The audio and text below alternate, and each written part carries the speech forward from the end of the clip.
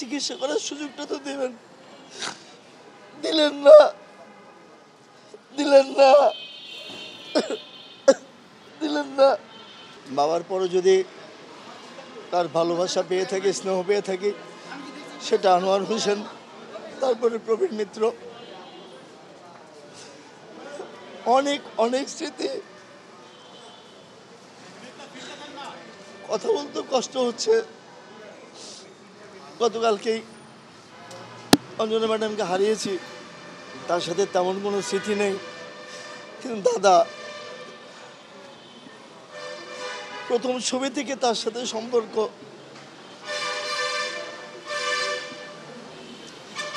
হাতে পায়ে ধরে অভিনয় ভুল হতো সেটাই শিখিয়েছেন। এখন তো আর শেখানোর লোকও নেই, আমরা তো সবচেয়ে বড় হয়ে গেলাম। কষ্ট হচ্ছে দাদা, সুযোগে দিলেন না। সন্তান হিসেবে একটু সুযোগ তো দেবেন, একটু সেবা করব, ওনার সব কথা শুনবো, ওনাকে চিকিৎসা করার সুযোগটা তো দেবেন, দিলেন না, দিলেন না, দিলেন না। যখন বৌদি অসুস্থ হয়েছিল, আমি সেই সংসারটা দেখেছিলাম। 9 মাসের জন্য চলে গিয়েছিলেন ব্যাঙ্গালোরে। এই মিথুন, আকাশ, মণি সবাই ছোট ছোট, আমি স্কুলে নিয়ে গেছি, আমি কলেজে নিয়ে গেছি, সব কিছু আমি করেছি। ছোটতে আমি চলে গেলাম, ওদেরকে দেখেন, আর কোনো কথা বলেনি। অনেকে তো জানে না যে আমার সাথে কি সম্পর্ক, কোনো বলিও না আমি যে তার কি ছিলাম। সবাই দোয়া করবেন দাদার জন্য,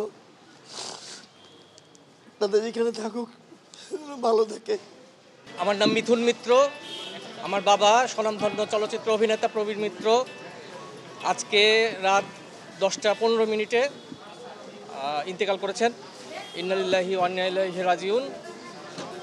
আগামীকাল ওনার নামাজে জানাজা এফডিসির মসজিদে অনুষ্ঠিত হবে, আর বাদ জোহর অনুষ্ঠিত হবে, এবং ওখান থেকে আমরা চ্যানেল আইতে একটা বোধহয় একটা অনুষ্ঠান হবে, ওখান থেকে তারপরে আমরা আজিমপুর কবরস্থানে ওনাকে দাফন করব।